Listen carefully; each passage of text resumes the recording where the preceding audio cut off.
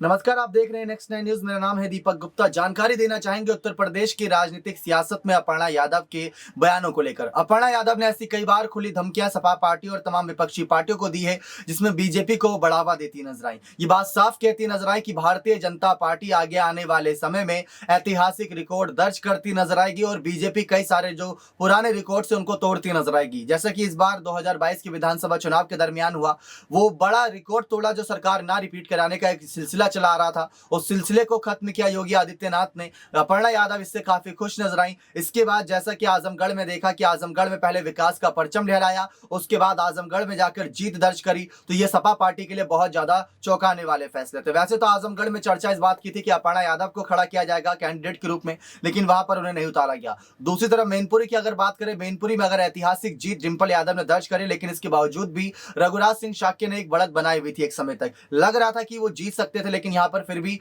कहीं ना कहीं जिस तरीके से अपर्णा यादव की बातें जहन में याद आती हैं कि बीजेपी अब कोशिश कर रही है और हर उस क्षेत्र पर कोशिश करेगी जहां पर बीजेपी अभी तक नहीं पहुंच पाई थी। अब जनता तक वहां पर विकास कार्य पहुंचाने की कोशिश करेंगे। तो ये सारी बातें एक एक करके जनता के बीच छाई हुई है। लेकिन आपको और जानकारी दे दे, अपर्णा यादव ने साफ खुली धमकी ये भी दी थी कि सपा पार्टी में कहीं ना कहीं नेताओं का भविष्य का कुछ कहा नहीं जा सकता, क्योंकि अगर बात करें भाजपा की तो उनके पास नेतृत्व है और बाकी जो विपक्षी पार्टियां उनके पास नेतृत्व नहीं है। इसी वजह से वो अपने ही जाल में फंस जाती है हर बार की तरह। लेकिन अपर्णा यादव को अभी तक भारतीय जनता पार्टी ने किसी बड़ी जिम्मेदारी से नहीं नवाजा है। दूसरी तरफ मुलायम सिंह यादव की श्रद्धांजलि यहाँ पर जिस तरीके से देते नजर आए थे पूरा परिवार, लेकिन मुलायम सिंह यादव के गुजर जाने के बाद, उनको स्वर्ग सुधारने के बाद अपर्णा यादव को लेकर और चर्चा शुरू हुई कि क्या वो सपा पार्टी में वापसी करेंगी या नहीं करेंगी। तो अभी तक वो अपने फैसले पर अड़िग नजर आ रही हैं। इन सब के बीच यहाँ पर यह भी देखा जा रहा है कि किस तरीके से अपर्णा यादव पर भारतीय जनता पार्टी का कोई बड़ा ऐलान नहीं देखने को मिल रहा। नगर निकाय चुनाव से उम्मीद थी, लेकिन नगर निकाय चुनाव की तारीखें भी टलती जा रही है,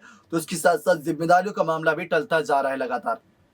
लेकिन अपर्णा यादव लगातार चर्चाओं का विषय बनी हुई है, लगातार उनसे जुड़ी बातें की जा रही है, लगातार उनसे जुड़े मुद्दे उठाए जा रहे हैं कि किस तरीके से जो हालात बने हैं, किस तरीके से जो सवालात खड़े हैं, उन सवालों के जवाब अपर्णा यादव आगे आने वाले समय में देंगी। वैसे तो अपर्णा यादव जमीनी स्तर पर जनता के बीच सक्रिय नजर आ रही है और जनता के बीच लगातार ऐलानबाजियां कर रही है भारतीय जनता पार्टी से जुड़ी, और खुली धमकियां उनकी यहाँ पर साफ देखने को मिले कि आने वाले वक्त में विपक्षी पार्टी का कोई भी यहाँ पर नामो निशान नहीं नजर आएगा। विपक्षी पार्टी पूरी तरीके से नेस्त नाबूद होती नजर आएगी। ये अपर्णा यादव का एक ऐलान था जो आप सभी को याद होगा बखूबी। जब उन्होंने भारतीय जनता पार्टी शामिल करी तो उन्होंने कहा था कि जो नेतृत्व बीजेपी का है, वो नेतृत्व आगे आने वाले वक्त में सभी के बहुत काम आने वाला है। अपनी राय कमेंट सेक्शन में जरूर रखिएगा कि क्या अपर्णा यादव को बीजेपी जानबूझकर कोई जिम्मेदारी नहीं दे रही, या अपर्णा यादव को ऐसी कोई बड़ी जिम्मेदारी देगी बीजेपी जिससे यादव परिवार के हर एक सदस्य सोच में पड़ जाएंगे कि कहीं बीजेपी में ना जाकर वो गलती तो नहीं कर रहे। अपनी राय कमेंट सेक्शन में जरूर दीजिएगा।